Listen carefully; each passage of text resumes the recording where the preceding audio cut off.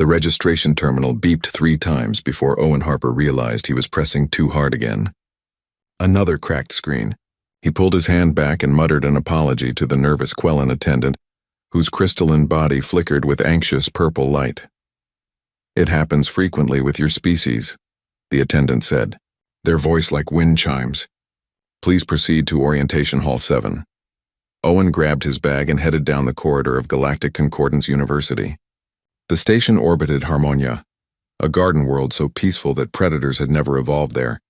Students from hundreds of species filled the hallways, and Owen noticed how they moved around him, giving him extra space. He was used to it by now. Rita Delgado sat in the back row of the orientation hall, watching other students file in. Most wore environmental suits or floated in mobility tanks. A Hulan named Tav took the seat beside her, his large herbivore eyes watching her carefully. "You are human, yes?" Tav asked. "That's right," Rita said with a smile. "I have read about Earth, a Class 12 world." Tav's ears twitched nervously. "You have my respect for surviving such a place." Rita had heard this before. To most of the galaxy, Earth was a nightmare world of extreme weather, aggressive wildlife, and constant danger. She tried to explain that it wasn't that bad, but Tav looked doubtful. Ben Okafor arrived last, ducking through the doorway that was built for smaller species. He squeezed into a seat near the front, trying to make himself less noticeable. It didn't work. A small Vreen named Pip perched nearby, staring at him with wide eyes. "You are very large," Pip chirped. "Sorry," Ben said automatically. No, it is fascinating. Your bone density must be incredible to support such mass in standard gravity." Ben had never thought about his bones being special. But to Pip, everything about humans seemed amazing and terrifying in equal measure. Professor Million floated to the podium, their crystalline form refracting light into rainbow patterns. They began the standard welcome speech, talking about the university's proud history and academic excellence. Then they reached the part everyone dreaded. "The survival course is mandatory for all first-year students," Professor Million announced. "You will spend 3 weeks on Serenity 7, learning essential skills for unexpected emergencies." A wave of worried murmurs spread through the hall. Several students activated translation devices to make sure they heard correctly.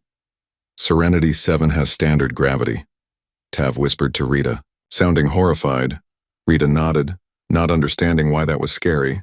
Standard gravity in galactic terms meant Earth-like gravity, which was extreme for most species.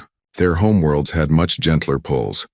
"The moon has been carefully selected for its mild conditions," Professor Million continued. "Weather patterns are stable, wildlife is docile, and emergency shelters are positioned every 5 kilometers. Owen leaned over to another human student. "Sounds like a camping trip." "Yeah, pretty easy," the student agreed. Pip's head swiveled around. "Easy? The temperature drops to 15 degrees at night." 15 Celsius, Owen asked. "That's actually nice weather." Pip's feathers puffed up in distress. 15 degrees was well below the freezing point of their body chemistry. They would need a heated suit just to survive. After orientation, the 3 humans found themselves walking together toward the dormitories. Other students gave them a wide berth in the corridors. "Did you see how scared they looked?" Rita asked. "They think this survival course is dangerous. My roommate asked if I needed special equipment to survive the trip," Ben said. "I told him just regular clothes and maybe a jacket." "A jacket," Rita repeated, shaking her head. Meanwhile, half the students are arranging emergency medical standby and writing their wills. Owen stopped at a bench to adjust his bag. He sat down and the metal frame groaned under him. Then it bent. Then it broke completely, dumping him onto the floor. Students nearby scattered in panic. "I barely touched it," Owen said, standing up and looking at the twisted metal. A maintenance drone hurried over, scanning the damage. "Furniture rated for up to 300 harmony and weight units. You exceed specifications." "I'm not even that heavy for a human," Owen protested. The drone didn't respond, just began tagging the broken bench for replacement. This happened a lot in the first weeks. The station was built for species that evolved on low-gravity worlds. Everything was lighter, more delicate. Humans had to move carefully just to avoid breaking things. Rita helped Owen with his bag. "We should probably practice being gentle. Don't want to scare everyone before we even start." "Too late for that," Ben said, pointing back at the crowd of students who were now keeping an even greater distance from them. That evening, Owen read through the survival course materials in his dorm. The equipment list included thermal suits, emergency beacons, nutrient supplements, and medical kits designed for extreme trauma. The course manual emphasized the dangers they would face, including cold nights, uneven terrain, and the challenge of finding safe food and water. He thought about camping trips with his family as a kid. They did all of this for fun on weekends. His little sister had completed her first solo overnight camp at age 12. According to the manual, the survival course was designed to push students to their absolute limits, testing their courage and resourcefulness. Owen closed the manual and looked out his window at the stars. Earth hung in the distance, a blue and white marble that looked peaceful from here. He knew what it was really like. The hurricanes that could flatten cities, the deserts that could kill you in hours, the oceans full of creatures with teeth and venom and hunting instincts that went back millions of years. For the first time, Owen understood what Professor Million and the other students saw when they looked at humans. They saw survivors of a world that tried very hard to kill everything on it. They saw creatures that thrived in conditions that would be classified as natural disasters on most planets. The survival course was going to be interesting. Serenity 7 looked like a postcard from a peaceful dream. Green hills rolled across the landscape under a pale blue sky. A gentle breeze carried the scent of flowers and fresh water. For most species in the galaxy, this moon represented the upper limit of survivable conditions. The transport ships landed in a clearing surrounded by soft grass. Owen watched as the cargo doors opened and students emerged in various states of protective gear. Tav wore a gravity compensation harness that whined with the effort of keeping him upright. Nira's habitat tank had been reinforced with extra shielding and loaded onto a hovering platform. Pip wore a full environmental suit with temperature controls and oxygen supplements. The three humans stepped off their transport wearing t-shirts and pants. "Is this all you brought?" Professor Million asked, their crystalline form flickering with concern. "No protective equipment?" "We have jackets in our bags," Rita said, holding up her small backpack. "In case it gets chilly tonight." Professor Million's color shifted to a worried orange. They consulted their datapad, checking the human biological specifications for the third time that morning. Everything was correct. Humans really could just walk around in this environment without any assistance. "Please proceed to the assembly area," Professor Million said finally, deciding to trust the data. The assembly area was a flat section of ground marked with flags. Students gathered in small groups, many of them already looking tired from the short walk from the landing zone. Tav was breathing heavily, his harness working overtime. "Your first task," Professor Million announced, "is to construct shelters before nightfall. You may use any natural materials you find, along with the basic tools provided. This is a week 1 level challenge, so do not feel discouraged if you need the entire day." Supply crates were distributed to each group. Owen opened his and found a small folding saw, some rope, and a fire-starting kit that used chemical ignition. He looked around at the forest nearby. This was going to be simple. Ben was already walking toward the trees, studying their structure. Rita joined him, identifying species and testing bark strength with her hands. She pulled on a dead branch and it snapped off cleanly. "Good size for a frame," she said, carrying it back to their site. Nira watched from her tank. "You touched it with your bare hands? What if it had parasites or toxins?" "I can see it's dead and dried out," Rita explained. "No signs of rot or insect damage. Should be safe. You can determine all that by looking." Nira's translator carried her amazement clearly. Within an hour, the humans had gathered materials and begun construction. Owen used the saw to cut support poles, working quickly through wood that was soft by Earth standards. Ben lifted logs that normally would require anti-gravity assists, carrying them like they weighed nothing. Rita wove smaller branches into walls, her hands moving with practiced ease. Other students watched with growing alarm. Tav had managed to drag one small branch to his site and was resting from the effort. Pip had barely started gathering materials, overwhelmed by the physical demands. Professor Million moved between groups, offering encouragement and advice, but kept glancing back at the humans. "How are they moving so fast?" another student asked. "Deathworld adaptation," Professor Million said quietly. "Their muscle density is approximately 8 times standard." By lunch, Owen's shelter was complete. It had a slanted roof for rain, a raised floor to avoid ground moisture, and a small fire pit dug out front. He had even woven a door from flexible branches. The whole thing looked like something from a wilderness survival show. Ben and Rita had finished their shelters too, and were now helping other students. Rita showed Pip how to identify sturdy branches without lifting them first. Ben helped Tav position logs using leverage instead of brute strength. But even their helpful demonstrations seemed almost like magic to the struggling students. Now comes the truly challenging part, Professor Million announced after lunch. Fire creation. The chemical fire starters were distributed. They worked by mixing two compounds that would ignite when combined. The process required careful measurement and steady hands. Professor Million estimated it would take most students several attempts to succeed. Rita held up her hand. Can we use traditional methods instead? Traditional methods? Professor Million asked. Friction fire. Rubbing sticks together. Professor Million's color shifted to confused purple. That is a theoretical technique mentioned in survival literature, but it requires extreme energy expenditure. No student has successfully demonstrated it in my 20 years of teaching. Mind if I try? Rita asked. She gathered a flat piece of wood and a straight stick. Then she knelt down and began spinning the stick between her palms, pressing it into the flat board. Her hands moved in a blur. Smoke appeared within seconds. She leaned down and blew gently, and a small flame sparked to life in the tinder she had prepared. Total time, 45 seconds. Several students stumbled backward. Pip made a sound like a whistle of terror. Even Professor Million went completely transparent with shock. You created combustion with your bare hands, Professor Million whispered, just through friction and pressure. My dad taught me when I was 9, Rita said, feeding small twigs to her growing fire. It's easier with dry wood like this. 9 years old, Tav repeated. Human children do this? In some cultures, yeah. It's a fun camping skill. Pip looked at their chemical fire starter, then at Rita's blazing fire, then back at the fire starter. I no longer understand what challenging means. As the sun moved toward the horizon, most students were still working on their shelters. A few had managed to create small fires using the chemical starters, celebrating their success with tired cheers.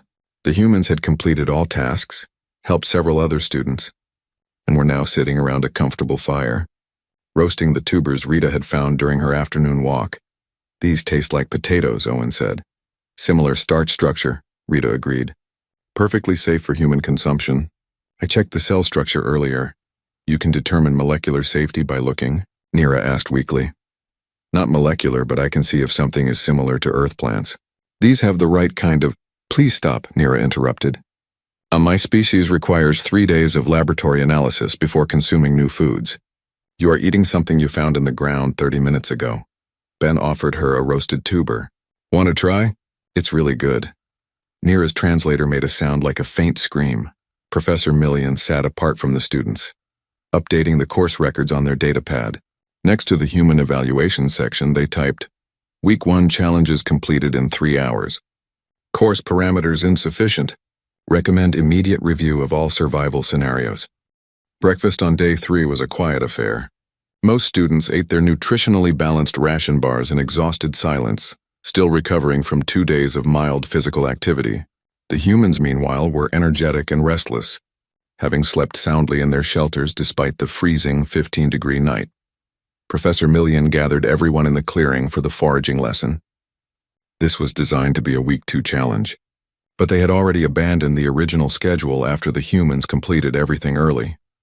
Today, you will learn to identify safe food sources in an unfamiliar environment, Professor Million said. Using the botanical database on your datapads, locate and identify 3 edible plant species within the marked zone. Tav raised a hoof nervously. Professor, my species requires specific mineral supplements. The ration bars are precisely formulated for our needs. How long can we safely forage before risking nutritional deficiency? The ration bars will remain your primary food source, Professor Million assured him. This exercise is for emergency situations only. No one expects you to actually eat what you find. Rita was already walking into the forest, her eyes scanning the undergrowth. Owen and Ben followed, more interested in exploring than completing the assignment. They had all done plenty of foraging back on Earth. Within 20 minutes, Rita had identified 17 edible plants. She marked each one on her datapad with notes about preparation methods and nutritional content. Some needed cooking to break down tough fibers. Others were fine to eat raw. 3 had medicinal properties that could help with common ailments. This one is high in vitamin C, she said, showing Pip a small bush with red berries. And these leaves can be made into tea for upset stomachs. Pip stared at the berries. How do you know they are safe? Color pattern, leaf structure, smell, growing conditions. They match several earth species that are edible. Plus, I did a quick taste test. You put unknown substances in your mouth? Pip's feathers stood straight up. Just a tiny bit on my tongue. If it burned or tasted bad, I would have spit it out. But it was fine, so I knew it was safe. That is not how safety testing works. Pip was nearly shrieking now. You need chemical analysis and cellular breakdown studies and multi-generation testing. Rita looked confused. That seems like a lot of work for a berry. Nearby, Ben had found the stream that ran through the forest. He knelt beside it, watching the water flow over smooth stones. Small fish swam in the shallows, their scales catching the light. They looked similar to trout back on Earth. Without thinking much about it, Ben reached into the water and caught one. His hand moved fast enough that the fish barely had time to react. He held it up, examining its structure. Good size, he said to himself. Probably tastes decent grilled. Nira's tank had been positioned near the stream so she could observe aquatic life. When she saw Ben holding the fish, her translator emitted a sound like breaking glass. You touched it. With your bare hands. A living creature. Her distress was obvious even through the mechanical translation. It's just a fish, Ben said, though he was starting to realize this might be another cultural difference. That is a silver scale swimmer. They are cousins to my species. Distant cousins, but still related. Ben immediately put the fish back in the water where it swam away quickly. I'm sorry, I didn't know. On Earth, we eat fish regularly. I didn't think about it being related to you. Nira's color shifted through several shades of distress. Your species consumes other creatures regularly. We're omnivores, Ben explained. We eat plants and animals both. It's how we evolved. But that means you have predator biology. Nira was backing away now, her tank platform moving on its own. Well, yeah. Humans are persistence predators originally. Our ancestors hunted by chasing prey until it collapsed from exhaustion. The silence that followed was profound. Several students who had been nearby were now staring at Ben with new understanding and horror. Owen returned from his own foraging expedition carrying an armful of plants. He was chewing on something that looked like a large leaf. Found a spice plant, he said cheerfully. Tastes kind of like black pepper with a hint of... He stopped when he saw everyone's faces. What did I miss? Owen, Rita said carefully. What are you eating? This leaf. It has a nice kick to it. He held it up. Professor Millian floated closer, their scanner extended. The device beeped alarmingly. That is a burnleaf plant. It produces a defensive chemical that causes severe pain and tissue damage to most life forms. The database lists it as extremely dangerous. Owen looked at the leaf, then took another bite. Tastes a bit like horseradish. Pretty mild, actually. Mild. Professor Millian was flashing red now. It registers as a Class 7 chemical weapon. Humans eat chemicals for fun, Rita explained, trying to help. Capsaicin from peppers, aloe isothiocyanate from mustard and wasabi, piperine from black pepper. We call them spices. They make food taste better. You deliberately consume toxins? Tav asked weakly. They're not toxins to us, Owen said. Well, they are, but just small amounts. We like the sensation. Ben decided to be helpful and added, we also drink ethanol for recreation.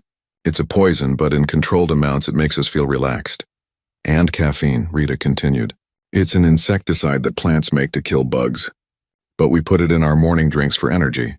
Professor Millian's color was cycling through their entire spectrum now, unable to settle on a single emotional state. That evening, the humans prepared a meal using their foraged ingredients. They had greens, tubers, berries, and the spicy burn leaf that Owen had discovered. Rita cooked everything over the fire, using techniques she learned from her grandmother. The smell attracted curious students despite their fear.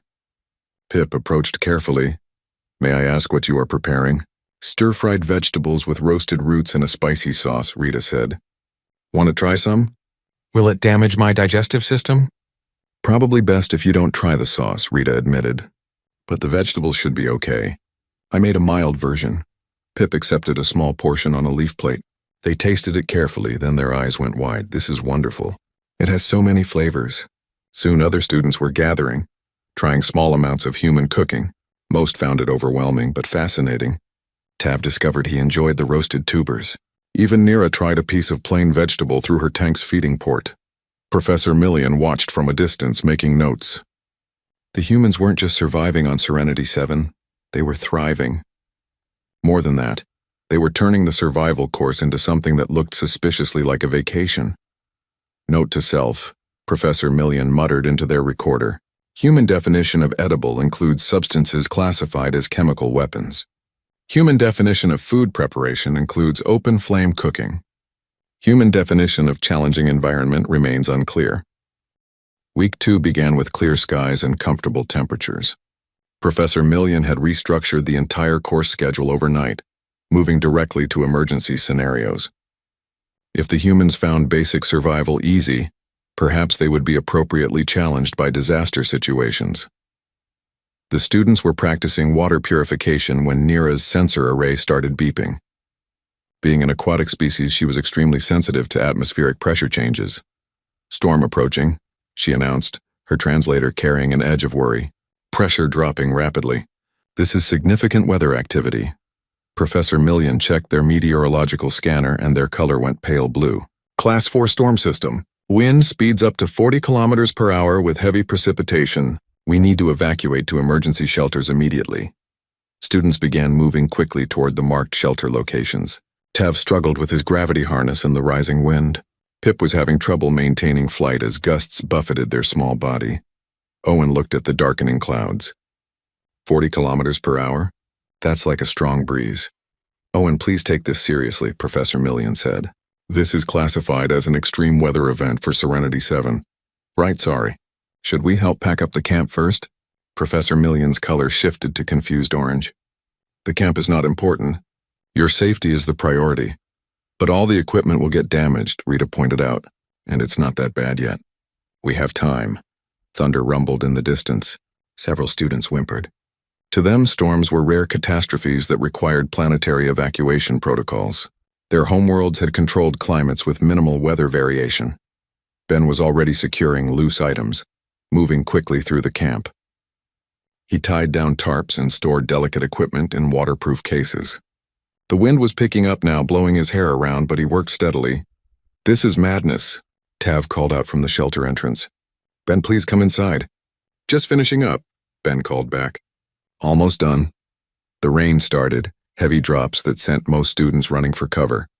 The humans continued working, now soaked but unbothered.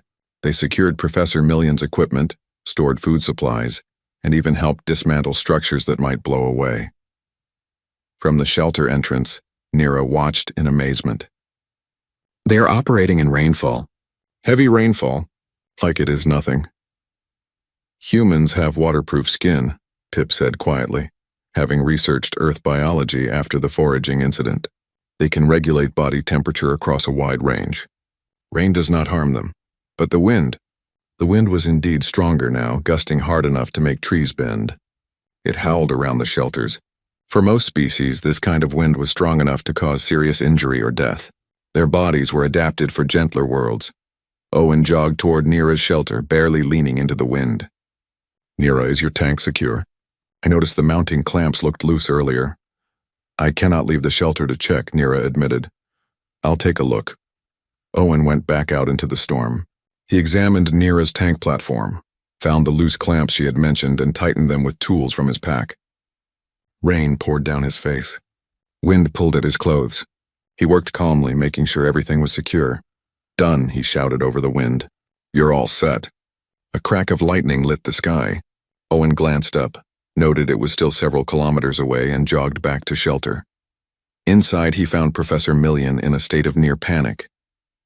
"You went out in lightning conditions? Do you understand what lightning is?"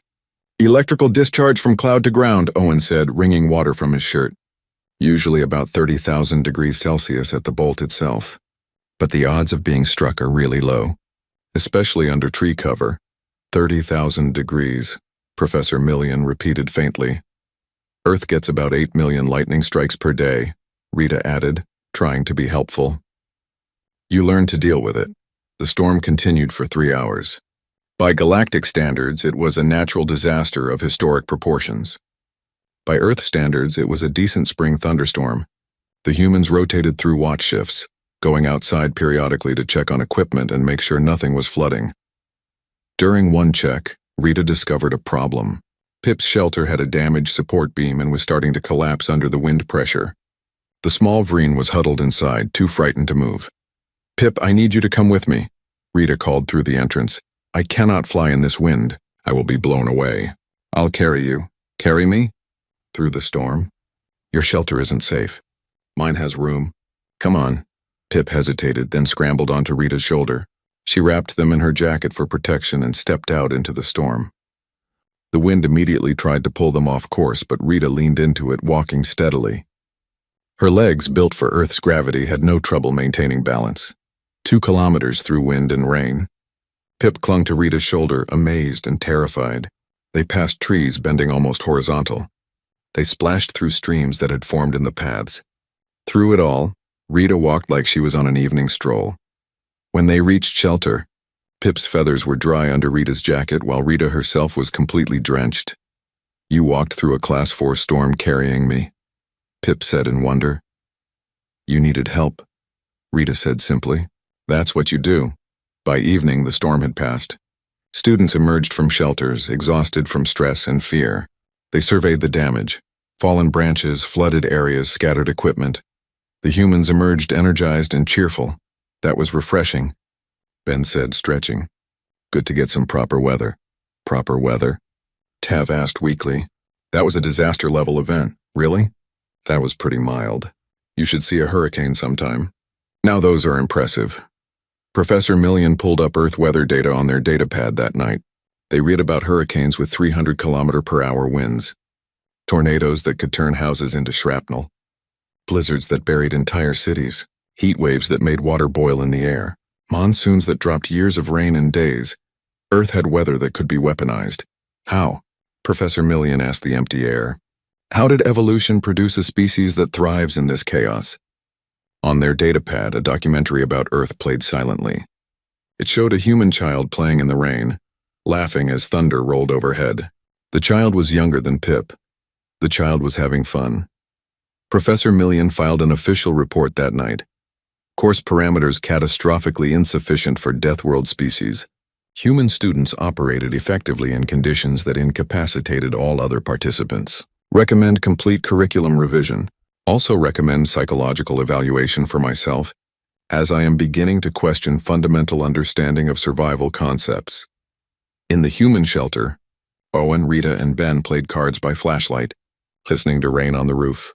"Nice night," Ben commented. "Yeah," Rita agreed. "Reminds me of home."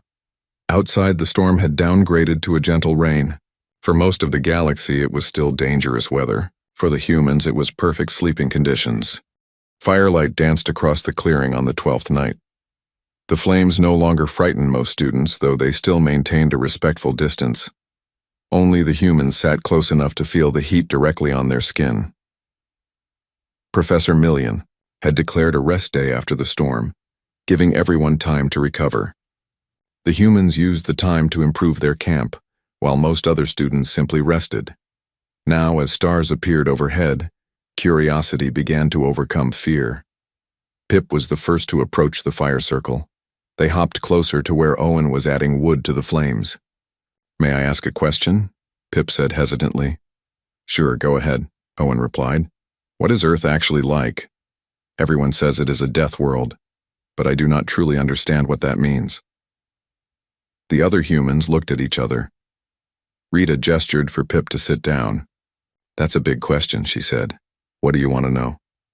"Everything, I suppose. Your world must be very different from ours."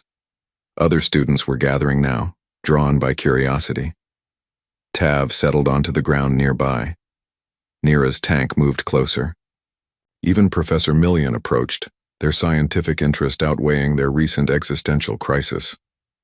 Ben spoke first. "Okay, so Earth is about 70% covered in water. Oceans, we call them.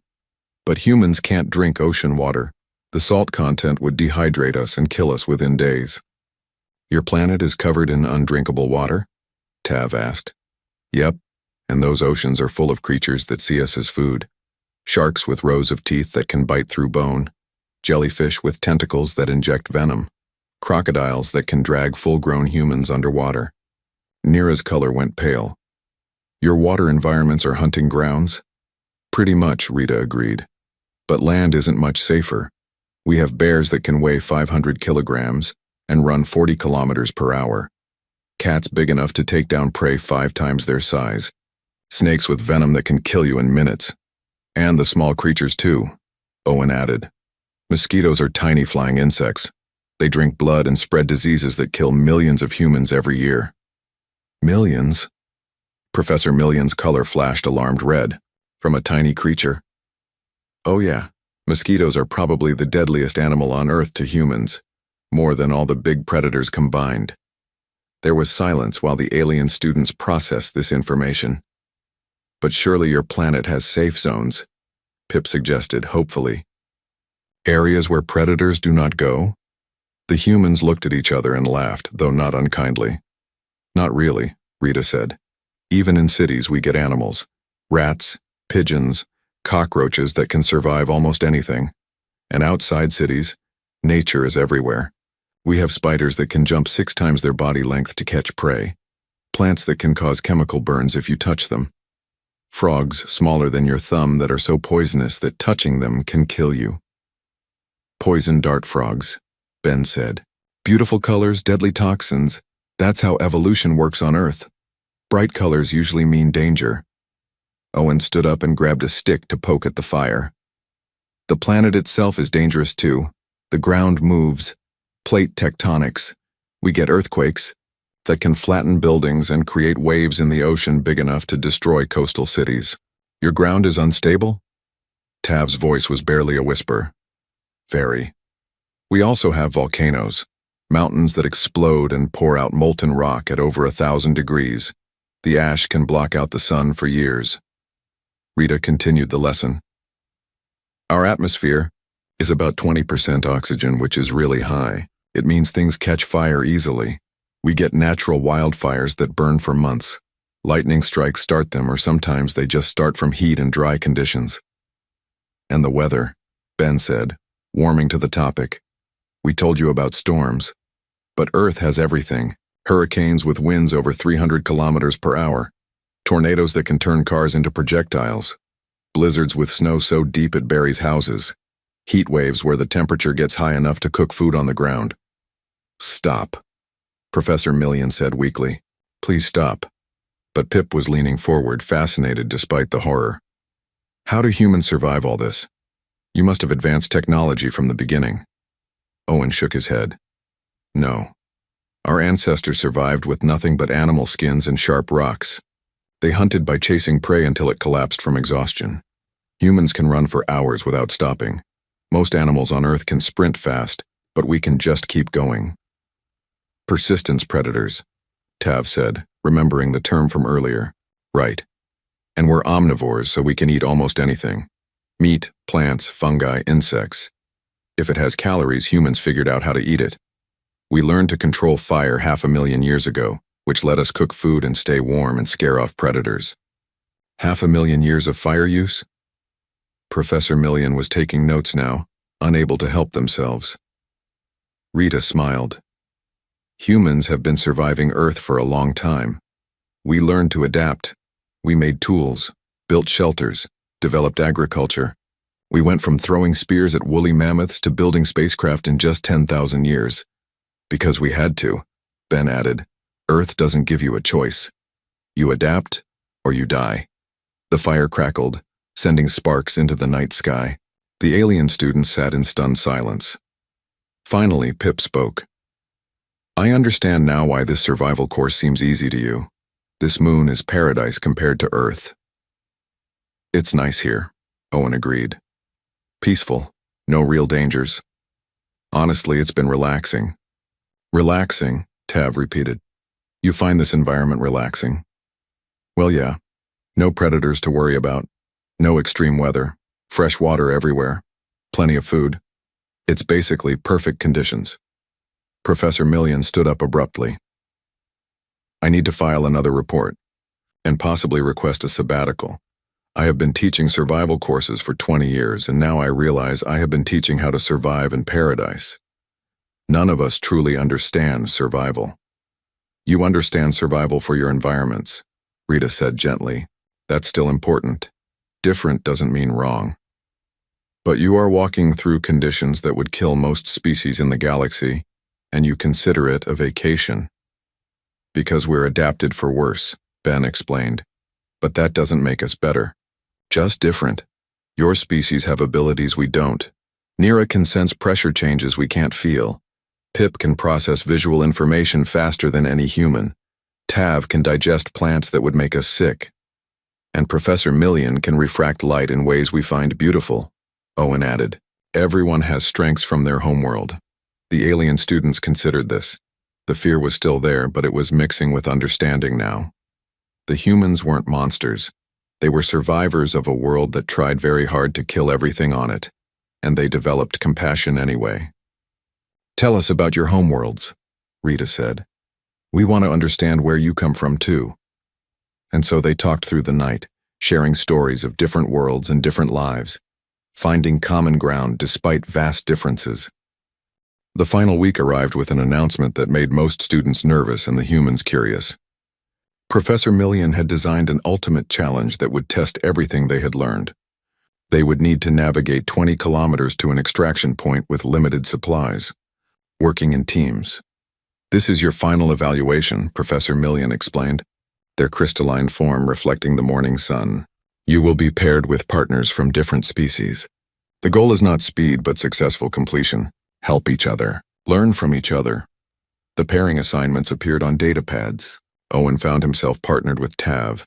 Rita was paired with Nira. Ben would travel with Pip. Each team received a basic supply pack and a navigation device. One more thing, Professor Million added. Humans, please remember this is a challenge for your partners. Let them succeed on their own terms, Owen nodded, understanding. He had been thinking about this since their campfire conversation. The course was designed to push students to their limits, not to showcase how easily humans could complete it. The teams departed at intervals throughout the morning. Owen and Tav's route took them through varied terrain including forest, open grassland, and a rocky hillside. I must maintain slow pace, Tav said apologetically as they started. My harness can only compensate for so much gravity. That's fine, Owen said. We have all day. No rush. They walked at Tav's speed, which was slower than Owen's normal walking pace, but he didn't mind. He used the time to observe the environment, pointing out interesting plants and geological features. Tav, despite his physical limitations, had excellent pattern recognition skills. The grass is bent that direction, Tav observed. It indicates wind patterns. We should adjust our route to use it as tailwind, reducing energy expenditure.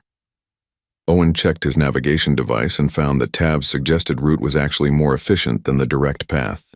Good eye. Lead the way. They traveled for several hours, with Tav navigating and Owen handling the physical tasks like clearing fallen branches or carrying supplies when the terrain got rough. They worked well together, each contributing their strengths. Meanwhile, Rita and Nira faced a different challenge. Part of their route crossed through wetlands where Nira's tank would struggle with the muddy terrain. I am slowing you down, Nira said through her translator. You could complete this course in a fraction of the time without me. But I'd miss out on your company, Rita said honestly. Besides, you're the one who spotted that shortcut through the reed beds earlier. Saved us at least an hour. My aquatic senses detected the water flow patterns, Nira explained. But now we face ground that my tank cannot traverse. Rita examined the muddy section ahead. What if I carry your tank? Just for this part. That is a 200-kilogram tank, Nira protested. I can manage it for a kilometer or so, if you're okay with it. With Nira's nervous permission, Rita lifted the habitat tank onto her shoulders. It was heavy, but Rita had carried heavier loads during Earth camping trips. She walked carefully through the mud, her boots sinking in with each step but her balance never wavering. You are incredible, Nira said quietly. Your species' strength is beyond my comprehension. Your species can survive in both water and various chemical solutions, Rita countered. You can filter nutrients from environments that would poison me. That's pretty incredible too. Ben and Pip had perhaps the most interesting journey. Pip could fly, which gave them an advantage in scouting. but their small size made them vulnerable to wind and weather. "There is a cliff ahead," Pip reported, returning from a scouting flight. 3 meters high. The route around it adds 4 kilometers to our journey. Ben studied the cliff face. 3 meters was barely a climb for him, but for Pip it would be impossible with their equipment. "What if you fly up and I climb while carrying the supplies?" Ben suggested. "We can help each other." They reached the cliff and Ben began to climb. The handholds were small and the rock was rough, but his fingers found purchase easily. Pip flew alongside, offering encouragement and pointing out stable holds that were hard to see from below. At the top, they rested. Pip's flight muscles were tired from fighting wind currents. Ben shared his water and they ate lunch together, looking out over the landscape. "When we return to campus, what will you study?" Pip asked. "Astrophysics. Want to understand how stars work? Maybe help design better engines for spacecraft." "You?" "Atmospheric sciences. I wish to predict weather patterns so that flyers like me can travel safely." Pip paused. "Though after meeting you, I realize my definition of dangerous weather was very limited." Ben laughed. "Different perspectives. That's what makes the galaxy interesting." As the day progressed, all 3 teams made steady progress. They faced challenges appropriate to their abilities. Tav navigated difficult terrain while Owen handled physical obstacles. Nira identified safe paths through water, while Rita provided mobility. Pip scouted from above while Ben managed the climbing.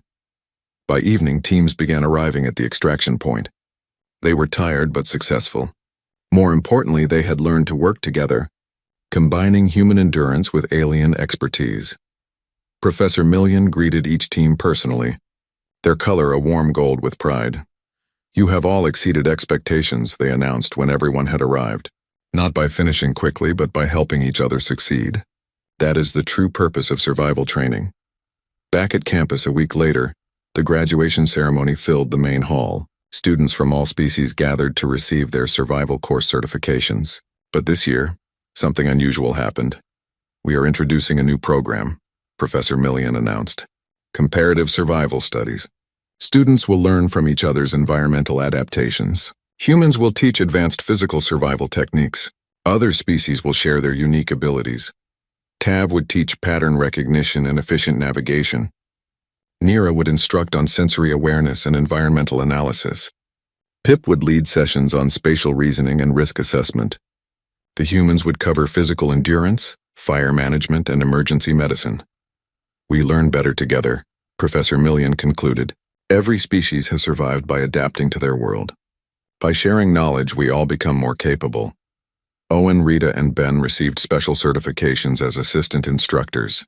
They also enrolled in courses taught by their alien friends, eager to learn new skills. Months later, the first comparative survival workshop took place on Serenity 7. A mixed group of species worked together, teaching and learning. Humans demonstrated shelter construction, while Nira taught water safety. Pip led navigation exercises while Tav shared foraging efficiency techniques. One evening, as another mixed group gathered around a campfire, a new human student asked the question that Pip had asked months before. "What's Earth really like?" Owen, now a seasoned instructor, smiled. "It's challenging, but humans didn't survive alone.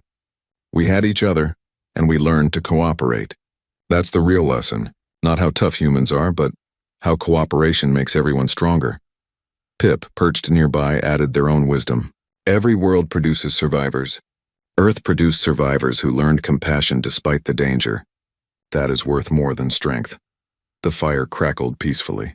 Around it, species from across the galaxy sat together, learning from each other, protecting each other, and building something better than any of them could achieve alone. Professor Million watched from a distance, their color a contented blue. They had filed their final report weeks ago. It contained just one sentence. "Survival is not about enduring alone, but about thriving together." The survival course had changed forever, but for the better. And somewhere on a distant death world called Earth, other humans continued their daily lives, never knowing that their simple camping skills had revolutionized galactic survival training. The galaxy was learning an important lesson. Strength comes in many forms, and wisdom means learning from everyone.